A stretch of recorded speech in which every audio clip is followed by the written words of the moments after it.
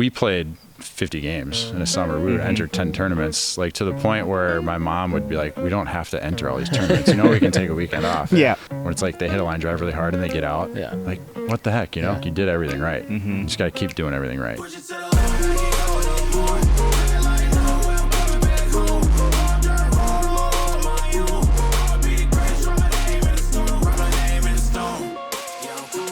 Welcome to the Athletes in Sports Podcast. I'm Max Smith. I've got my co-host Andrew Deters here, and today we've got a very special guest, Tom Buske. He is the founder and owner of MASH Baseball. We're here in his beautiful facility here in Savage, Minnesota. And Tom, thanks for being on today. Yeah, thanks for having me. Tom, let's kind of go back. You were a baseball player, played baseball at the University of Minnesota. Was baseball always like your main sport, or did you grow up playing all the sports? I grew up playing all the sports. I grew up in a neighborhood 3 houses from a baseball field. So that was like this, as a playground for everything. And I always loved baseball first, but I played everything. But it was every night I would be begging my dad to go to the field to hit me ground balls and fly balls and throw me batting practice. And some summer night, like summer months, our grass would be a foot high because he'd have no time to mow. We'd just be up at the field. But I was fortunate to grow up in a neighborhood with a ton of kids too. So it was kick the can, soccer, kickball, football, everything. Mm-hmm. Yeah, it's crazy now. I feel like there's a lot less of that going on. That neighborhood fun. It seems like a lot of families aren't just letting their kids run around the neighborhood, and they're kind of going more to organized sports. For you being in the youth sports world, what kind of do you see? Because you probably get a lot of, higher end baseball players that are coming to play at your facility. Are they, specializing super early in baseball, or do you see a variety and mix of kids coming through this facility? We start at 5-year-olds. So when you're 5 and you're a parent of a 5-year-old, you just, go buy them a glove and show up. It's really low level. And I think that's partly why we've been so successful, is because we have a really good 5 to 9, 10-year-old program. Mm-hmm. And we invest heavily in making sure that is a fun environment and what kids want to do. And it's largely sold out before any other program are those ages. Mm-hmm. And so I think we're obviously part of the problem in youth sports in terms of just being able to play every sport all year round. So it's hard to decide as a parent what to do, because you can do it all whenever. And so I think that's also part of it, is that there are so many options now, whereas back when we were growing up, there weren't any options. You played for your town ball team, your youth association. There wasn't all these other things out there. In the summer or at night, it was the city park. It was the city field, where that was the organized activity. Mm-hmm. And you would just hope that you'd have some kids in your neighborhood that like to play sports and run around and be active. And we didn't have phones. We didn't have video games. Like, we didn't really have any of that. So. Right. We were fortunate in that sense too, where that was all we could do, really. Right. I know you mentioned like growing up playing baseball. Who do you think like really instilled that love for baseball in you? And do you have any of those like aha moments, like as a kid, like, oh, that was like my favorite baseball moment, or like this really was this is why I love baseball? I just loved it from the beginning. I was, as early as you could take pictures of me, I had a ball and a bat in my hand. Yeah. It was just one of those sports where it was all I wanted to do. I don't know why. It just was. It was. I liked playing all the sports, but it was that one that was the best, my favorite. And I wanted to do it all the time. I don't really know why. There wasn't really this is like from the time I could remember, I was playing it. It was more so like in my early experiences, and the stories that I get told from very early on are the stories of what made me upset about baseball, is because I would be playing with kids that didn't know which base to run to. And I would come home saying I want to quit because no one knows how to play. Yeah. So that was kind of me. And I don't know. In 91, the Twins won the World Series. I was 5 years old. So it's like, I'm sure that had something to do with it, where it's like, oh, our team is really good too. Yeah. So there's a lot of that.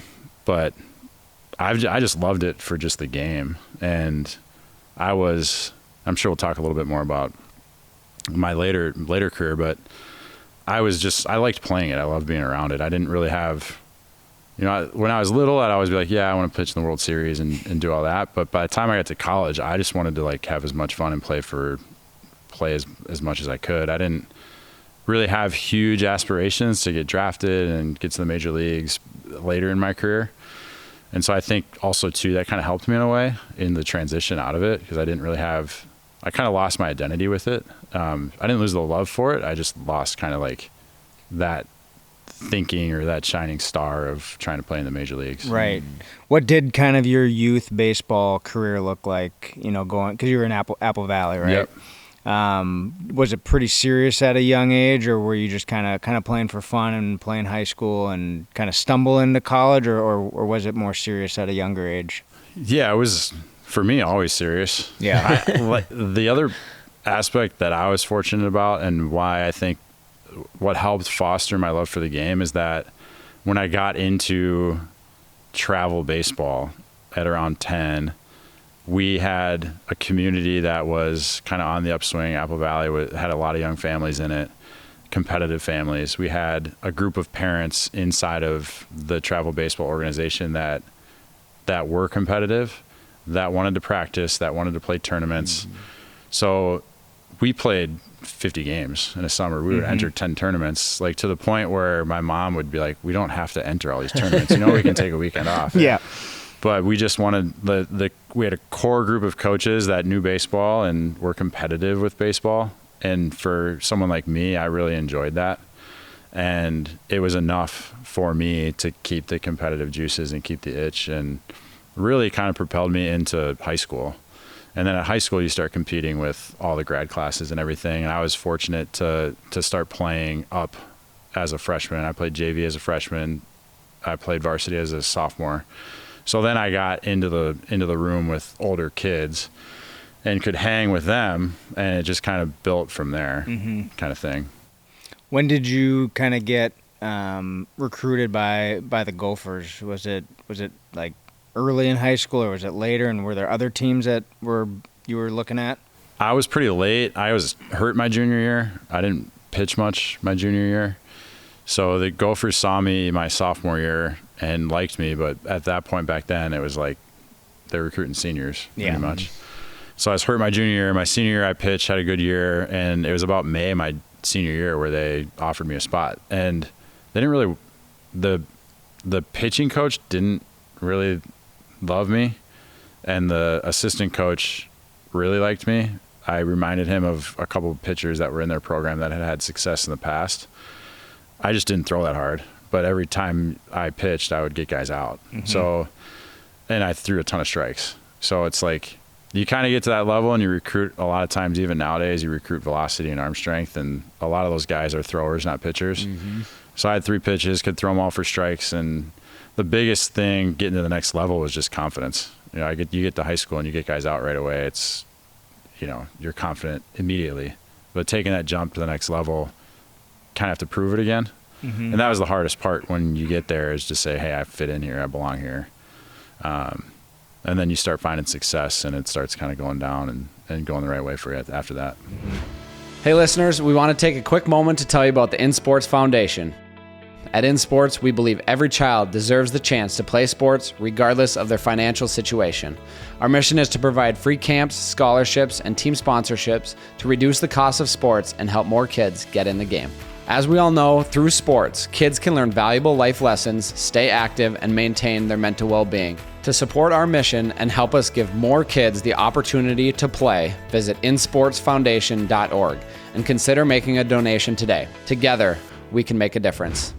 You mentioned how MASH does such a great job, like with their younger youth programs, and baseball is one of my favorite sports as well, but it's such like a slow-paced game, and can be, and to keep kids like engaged with the game at such a young level, like what are some of those things that you guys do here to keep them, that love going for the game? Keep them moving. Yeah. It's so easy to just have a line of 12 kids and have one ground ball at a time, where there's a lot more we can do, and you can structure practice in ways where it's fun, and the kids are always moving and running around, and you're keeping score in unique ways where it's like a competition but not that serious. And so we try to create an atmosphere that's a little bit more like a football practice and a baseball practice. Like, we'll have music on at practice, and our coaches will be loud, and we'll have different stations, and we'll compete. We'll have base runners. We try and practice with 2 teams at a time to create competitiveness, to create more gameplay, more scenarios. And we tell our kids all the time, like, the name of the game is to score runs. You have to practice base running. You can't not practice base running. And so that's also part of it, and to teach kids how to base run and how to be aggressive. Most of the time, kids are scared of failure, so they're scared to lead off, they're scared to get out, and you need to kind of encourage the aggressiveness out of them. A lot of the time, some kids are just, taking half leads to second base and things like that, but that's what we really try to do. And then at the younger ages, until they're really 13-ish, you really try and have fun as the foundation and create that, because we're not a business if you don't have kids that want to be here. Right. So you try and instill the love of the game and the love of being here. And for some kids, they want to get better at baseball. Other kids, when they walk in, we know their name. Yeah. And they feel like they belong here. Yeah. And when they're walking to the batting cages in the back corner of the facility, they've had 4 or 5 coaches say hello to them, and they know where they're from. They know who their brothers and sisters are. They know what positions they play. And so I think that is like why kids stay a lot of the time. It's nowadays, like, going back to it, where you're not at the park. It's more of a community here where the kids know each other and they're comfortable here. Yeah. And the beauty of that is that when you walk into a place like this, especially when the lights are on and it's crazy in here, there's a couple hundred people in here. So if it's your first time walking in and checking in at the front desk and you have no idea where to go and you're scared as a 10-year-old, like, you're just scared, and you get in, and then after that first hour, that first session, you're leaving and you're happy and you feel like people know you. That's where you get people to stick, and the kids really buy in at that point, because then they feel like they belong.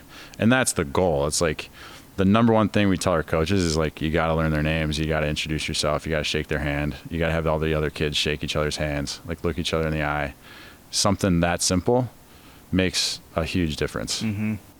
Do you think baseball has been, just baseball as a whole for youth baseball, has it been losing numbers to, sports like lacrosse or maybe kids specializing early in, football or hockey, and they're kind of staying away from baseball, maybe because it is a little bit slower paced, especially at that younger age level, and the kids are running to third base instead of first base?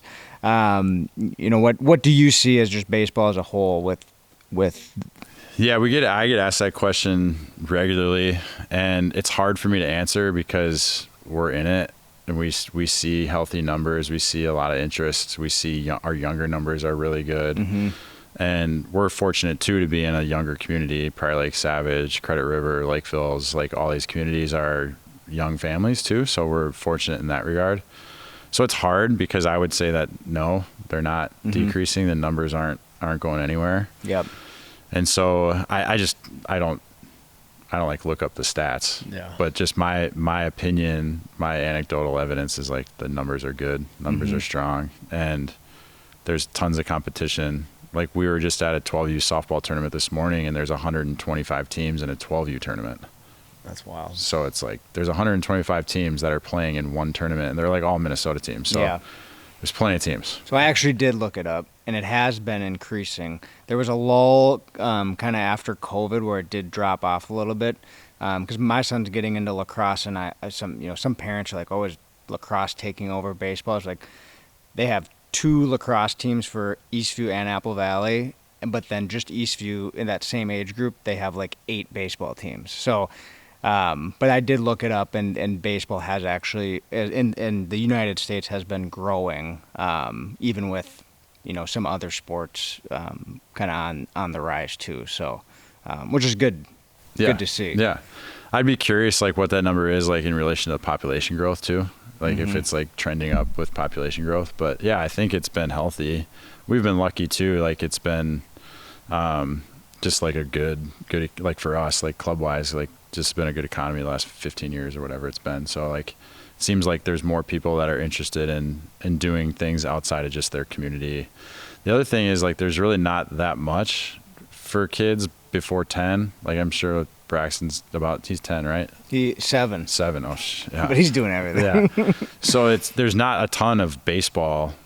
Like there's 8 teams, but they maybe have 16 total dates in a calendar year. Oh, it's short. It's super short. It's short, and the coaches are volunteer parents. Yeah. It's not like, you know, the big travel or it's for fun. It's for fun. Yeah, but, and that's where it's a little bit tricky, because baseball, to get good at it, it's a repetition sport. So it's like, I would relate it to lacrosse. Like if you can learn to catch and pass, like once you have that skill, then the game becomes pretty fun. Mm-hmm. Baseball's always hard. So you always have to practice hitting, and you always have to like get your arm in shape, or you know, there's always things to work on, and it's always just kind of a repetition based sport, even every year. You know, I tell our guys all the time, it's like if you come in here to hit twice a week all off season, it doesn't mean you're going to have a good year. Yeah, like you have to hit in season. You have to practice in season. Mm-hmm. And so it's just a rhythm timing sport, which is, it's hard. You just have to practice it a lot. And so those younger ages, you just don't have that much opportunity to practice. Mm-hmm. Well, and a confidence sport too. I mean, like baseball is such a game of failure, and our Be the Best You curriculum that we teach with all of our in-sports kids, like self-confidence is one of our 3 pillars, because it's so crucial as a kid. If you don't have the confidence, like you're not going to perform, or you're not going to want to do it. Right. Yeah. Or you're going to be scared. Yeah. But I think that's what you guys do such a great job at with your culture too, is just instill that confidence in kids. Yeah. It starts with knowing them. Mm-hmm. It starts with knowing them, because you can't get to them if they don't trust you. Like we heard earlier tonight, they have to believe in you in order to get through to them. So I think that's the biggest thing. And then, you know, you see a lot of growth in them too, where there's like that tends, my favorite age to coach is like 11, 12, right before they hit puberty, because they're good. They can listen and take what you're teaching them and use it. And then they're still like, that's all they focus on when they're at the game, is the game. Mm-hmm. You know, there's not the other stuff going on. Yeah. Right. And so that's what I really love. And you see a lot of that where there's kids that really struggle with the failure side of it, and you can see a lot of growth in that too. Mm-hmm. And that's why the game is important. You know, it's in baseball, the funny thing with confidence is that the result doesn't, the execution of the play doesn't always equate to whether or not it was a good at bat or a bad at bat, right? Like you could hit a ball really hard right at the shortstop, and get out, or you can get jammed and hit it over the first baseman's head and get a double. Yeah, and so it's like separating the result from, you know, like the actual execution or the process of what you were going through. Mm-hmm. And so it's an interesting sport like that too, because that is like that's like one of the areas that's my favorite part to coach. It's like because kids all like, they'll hit it really hard. Those are the plays that frustrate kids the most, when it's like they hit a line drive really hard and they get out. Yeah. Like, what the heck, you know? But that's where you coach, because it's like you did everything right. Mm-hmm. You just got to keep doing everything right. Yeah. Kind of reminds me of golf. Like you hit a really good shot, it takes a bad bounce, goes in the water, or you can hit a really crappy shot and hits the cart path and just you hit a 300-yard drive. Yeah, exactly. So those are the things that I like to coach, because it's meaningful, and they start to think about more than just the result, the out or the hit. They think about, you know, did I have a good swing? Was I looking for a pitch in that spot? You know, was I in a good count? Like those types of things. And that's like, I coach mainly in game now. I don't really coach like the skill of it anymore. I coach more like the mindset and the in game. And that's like my favorite part, because it's all about approach. Like, how are you going to approach your at bat? How are you, like, what are you thinking of when you go up to bat? You know, what pitch are you looking for? And at 10, 11, none of the kids can answer the question. No. So then you start helping them. You're saying, okay, like, how are you going to set yourself up for success? It's just like studying for a test, right? It's like, you know, what are you good at? What pitch do you like to hit? What zone do I like to hit it in? And then you see the pitcher, and it's like, most of the pitchers only throw fastballs at that age, so it's really easy. It's like you just look for a fastball inside or outside. Yeah. Do you have to crowd the plate or stand off the plate? Are you ahead of it, behind it?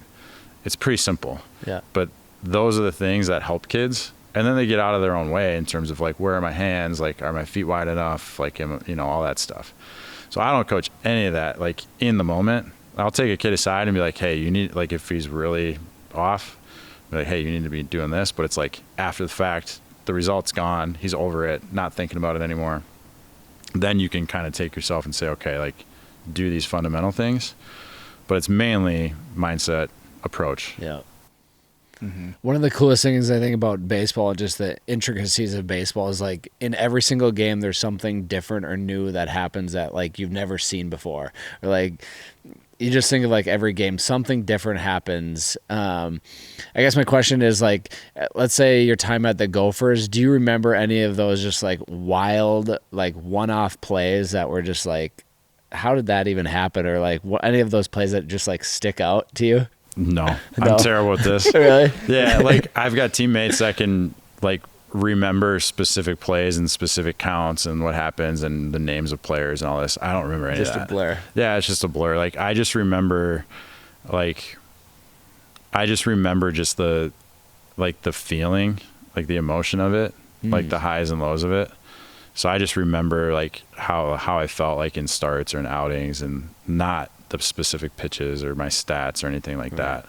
I kind of like forget about all that stuff. I just liked going out there and like being me versus you, and you're either going to get a hit or I'm going to get you out. And that's what I loved about it. That's why I loved pitching. It's just you could only do it once a week. That was the hardest part. Yeah. So what was the culture like, playing for the Gophers? Did you guys have a really tight bond with your team, or was every year a little bit different, or how was that transition? Because high school, you're probably playing with kids that you played with since you're in kindergarten, and now you're going to a group that kids are coming from all over the place. Was it an easy culture, or what, did it take some time? I think it takes time individually just to figure it out, and then every year you get 25% of the team is new. Mm-hmm. So you have a new team every year. I was there coming out. They had a lot of success before I got there. Won the Big Ten championship the year before I was there, and then they hadn't had a losing season in like 25 years. So it was a successful program, and we went from my first 3 years there being really, really good still, and then my junior year we had a not so good year. And then my senior year, we had a really good year. And so, like, we kind of saw it all, like good teams, good culture, a bad team, kind of bad culture. And my last year was really, like, there were a lot of new players, like, got opportunities, and we had success really early and kind of ran with it. And I just think it's kind of what some of the guys were talking about today. It's, you got to just trust that guys are going to do their job. Like, the culture inside of the Minnesota program at the time was very much setting kids up for the next 50 years of their life, and putting good habits in front of them, and establishing values, like common values. So we worked really hard on team values and team culture that way. But at the end of the day, like those were all exercises in order to create accountability within the group, right? So it's like, okay, you create these values, we're all going to believe in these things, and then inevitably you have players or teammates that don't uphold those values. So then how are you going to act? How are you going to behave in those situations? So the whole like fall essentially every year was about creating those things, and then creating buy-in with it. And the good teams held each other accountable to them, and wouldn't be afraid to speak up. And then, in those settings, when there is confrontation, it's healthy, and people own up to it. And in the bad teams and the bad cultures, when there's confrontation, it becomes a problem and blows up, and then people are pissed at each other. Right. It's kind of like the same thing, but there's different outcomes. And so that's really where the good teams I was on, they were able to have just transparency in what we were trying to accomplish, and confrontation, or just the ability to call people out. And for people to respond positively to that instead of negatively to that. Do you know someone who could benefit from this episode? If so, please take the time to share it with them. Whether it's an athlete, a coach, a parent, or just someone who loves inspiring stories, we want to get this message out, and we need you to help make that happen. Yeah. How do you take that tension and drive it in a positive way?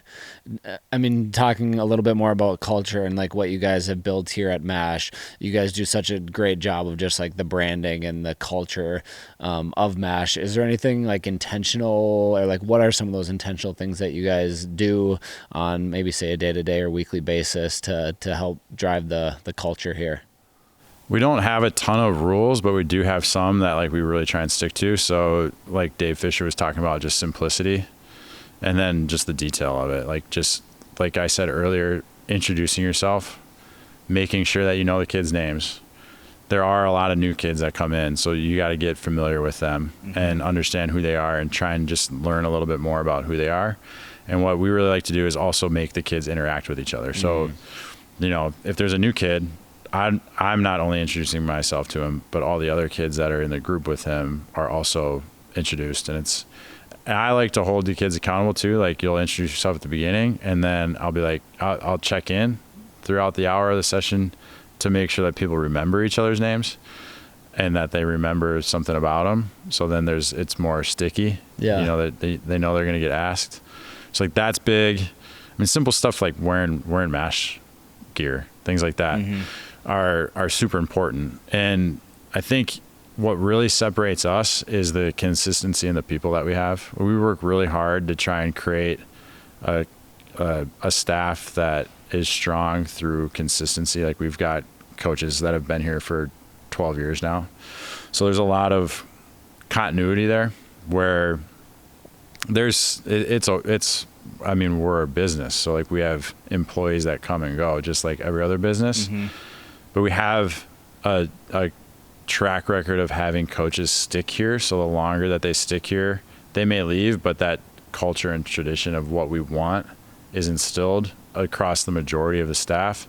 And people are here long enough that they get it. They're here long enough to pass it on. Yeah. And so I think that's the biggest thing in terms of how we've had success. And then the last point on the staff is that because we have consistency, we have a lot of trust in each other, and we're able to deal with the bad. We're able to just address it. And in sports, especially baseball, there's always problems. You're essentially ranking all 12 players on the team 1 through 12 every time you play a game. You got a leadoff guy, you got a 3-hole guy, and you got a 12th hitter. And you got a pitcher, you got a shortstop. You're pretty much ranking the player every time. It's a lot different than in lacrosse, where 3/4 of the team is on the field at the same time. Right. Nobody really cares. They're all running around. Yeah. They don't have to wait 12 hitters to hit again. So we're ranking players. So because of that, you're just, playing time. My kid's not playing the right position. My team's, we're not competitive enough. All the things, right? Yeah. And so we just have found that it's super important to set and manage expectations. So we try really hard to do that consistently internally, and then address the issues. A lot of times in addressing them comes to light things that we need to work on. And in doing that, we can get better quicker. Because a lot of times there's things that parents or kids won't tell you, so you don't know about it. Right. So you got to kind of pick at it a little bit and figure out what's really going on. And that takes work. And we try not to shy away from that and try and have the conversation. Yeah. And they're uncomfortable.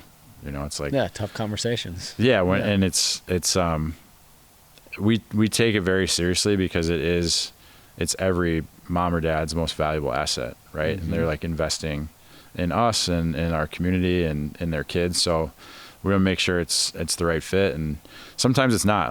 That's the other thing. We want to be really honest with people in terms of, their talent level, their effort. That's the hardest one. Tell a parent, hey, your kid's not maybe as in love with baseball or softball as you think he is. Yeah. That's not an easy message to deliver. But also, it saves some families a lot of time. Right. You play a lot of baseball games in a season. Yeah. So it's a lot of time.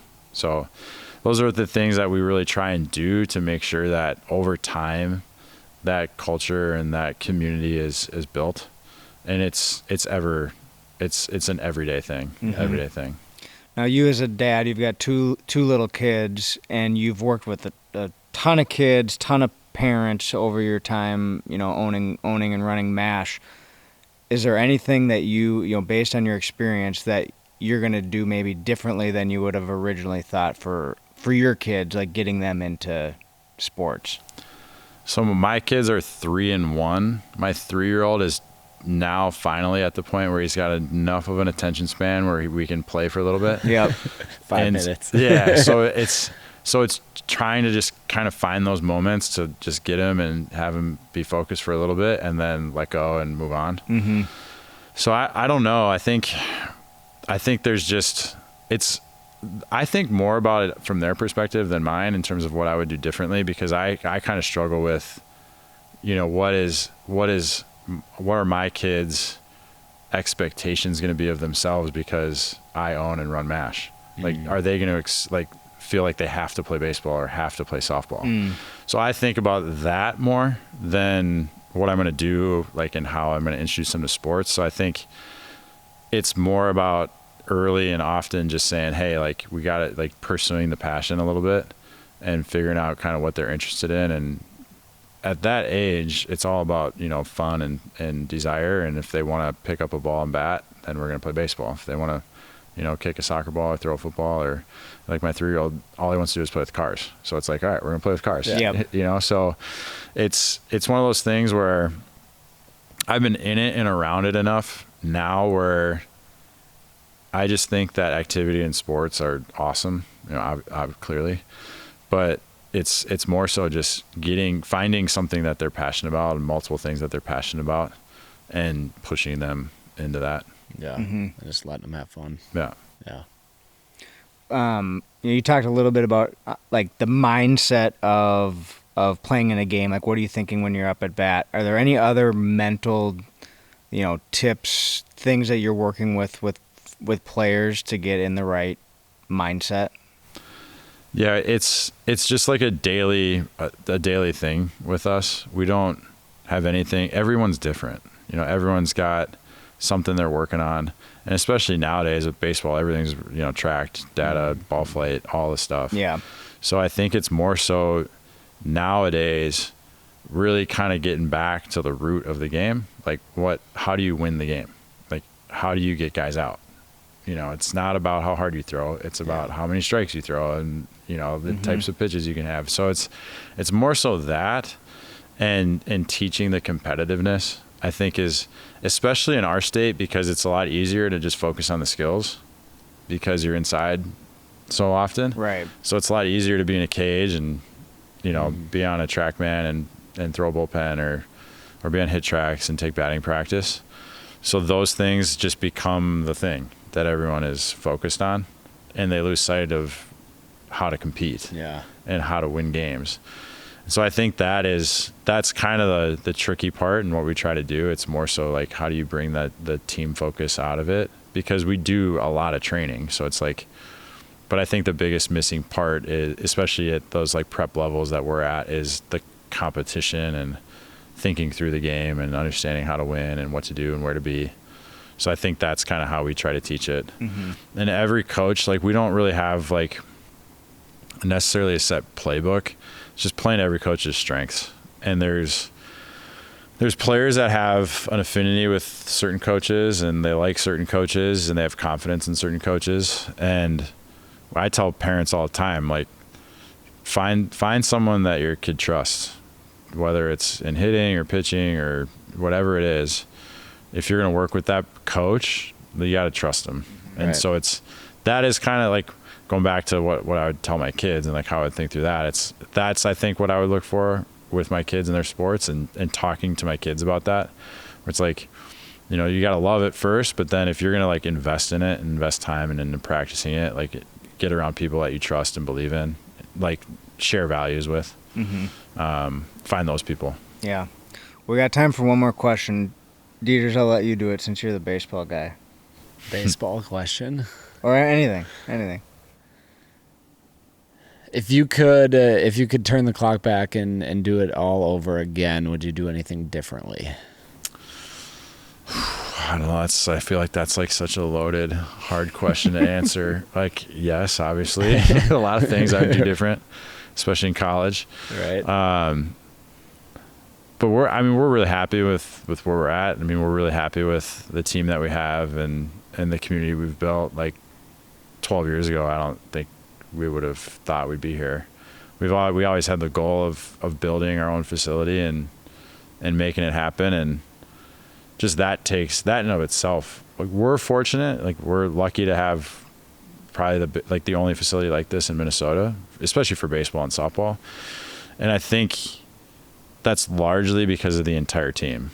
Like, there's other organizations in our business that have single operators, and it's really hard to do the building and the construction and do the business and do the coaching. Yeah.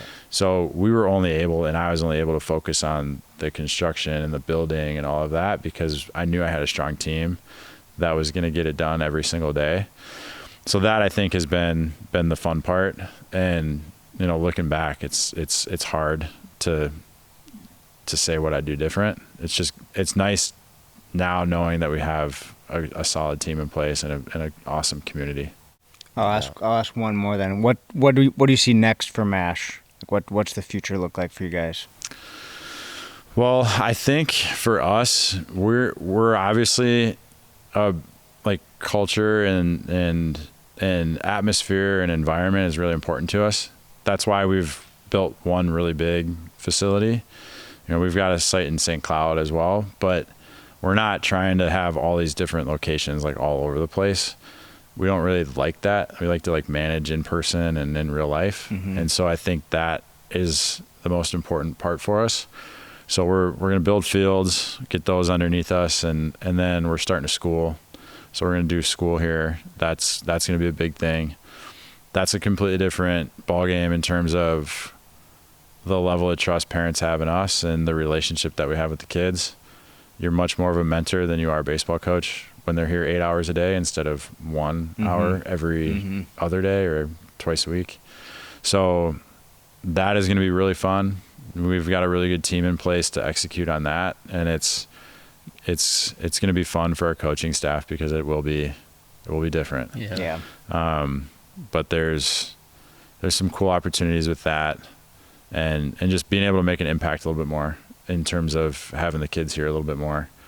So we're excited about that, and just kind of continuing to be a resource for the community is the biggest thing, and partnering with people like In Sports and things like tonight where we get unique people into here and have events and be able to support different people and different opportunities. Definitely. Well, we appreciate you having us here and just your continued support for the In Sports Foundation, and looking forward to continue to do big things with you guys. I love it.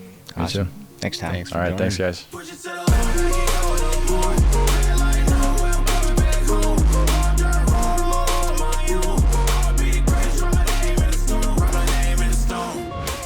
Thank you so much for tuning in to the Athletes in Sports podcast. If you enjoyed this episode and want to hear more from inspiring athletes, we encourage you to subscribe to our podcast and follow us on all of our social media channels.